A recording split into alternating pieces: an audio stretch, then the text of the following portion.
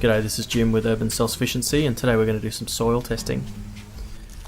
You're going to need a glass jar and a hand trowel, and we're going to fill these jars up around halfway with soil from different areas around the property.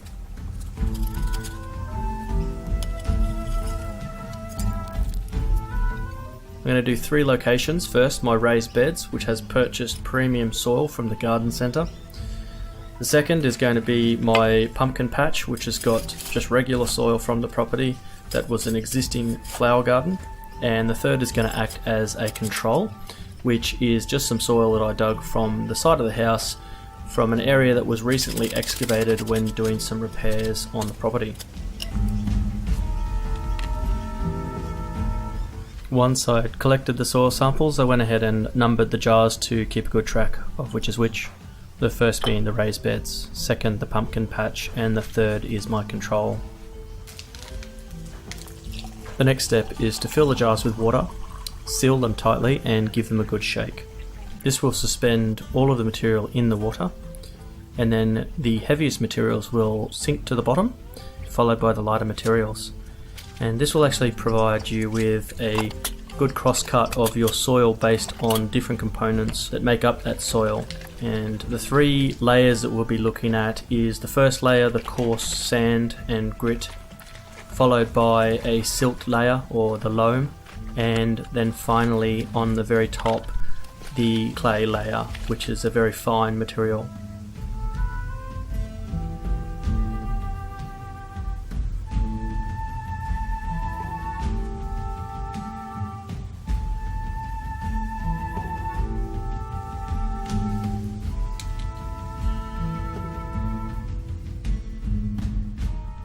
Once your samples have completely settled, you take a ruler and put it against the side of the jar to measure the depth of the soil sample.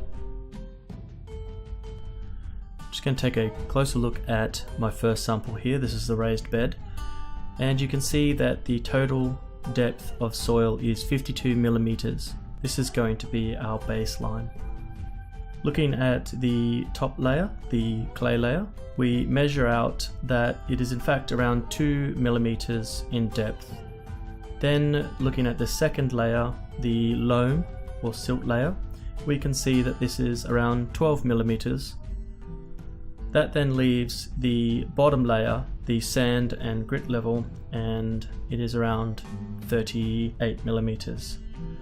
So what we do is we divide those measurements by the overall depth. So in this case 2 millimeters divided by 52 equates to 0.038. 12 millimeters divides down to 0.23, and 38 divides to 0.73.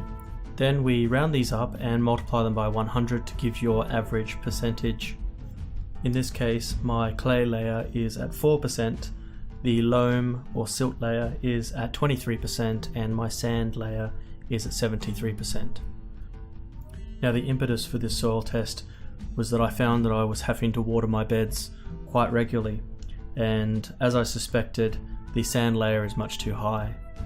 Now the real surprise to me, however, is the loam or silt layer being only at 23%. I expected this to be much higher, considering the amount of cow manure and other organic material I have mixed through these beds on a regular basis. So it's quite an eye-opener for me. But I think the key thing here to remember is that the 3 layers have some good qualities and then some downsides as well. So we need to look at the ratio of the 3, and I believe the best ratio is around 40% sand, 40% loam or that silt layer, and around 20% clay. The sand is good to keep the soil aerated. It allows good root penetration and allows water to be taken into the soil very quickly. Too much sand, however, can allow the beds to dry up very quickly and also has the potential to allow nutrients to be washed from the soil. The loam is really the portion of the soil that we would prefer to have on the higher side. It's the best at holding on to nutrients. The clay layer at around 20% is good for allowing the water to be retained in the soil. It holds on to water very well, and I suppose this indicates the downside is that you have too much clay then the soil can become waterlogged, and it can also suffocate the roots and also makes it very difficult for the roots to penetrate the soil, and so can stunt root growth as well. And just taking a look at the final results of the 3 different soil samples from around my property, you can see that the 2 samples from the garden beds, the bed that I built with the premium soil and the regular garden bed that had plants in it previously, are very similar. The clay levels about the same, the silt levels very similar, and the sand levels very high as well. Not quite as high as the control, so they are in slightly better condition, but it is quite evident that I'm going to have to do something about the level of sand in the soil. I hope you enjoyed this video. It was very informative to create, but also for me to learn about my own garden and the soil composition, and it certainly enlightened me about the problems that I'm having with my garden. And hopefully I showed it in a fashion that was easy for you to understand, and will encourage you to go out and have an attempt at doing this yourself. If you enjoy my channel, please subscribe or share it around to friends if you're already subscribed. It really helps me out a lot. And also, if you've got any suggestions, please put them in the comments below, and give the video a thumbs up if you did like it and a thumbs down if you didn't. It helps me adjust what I'm doing to create better content for you. That's it. Thanks very much for watching, and until next time, take it easy.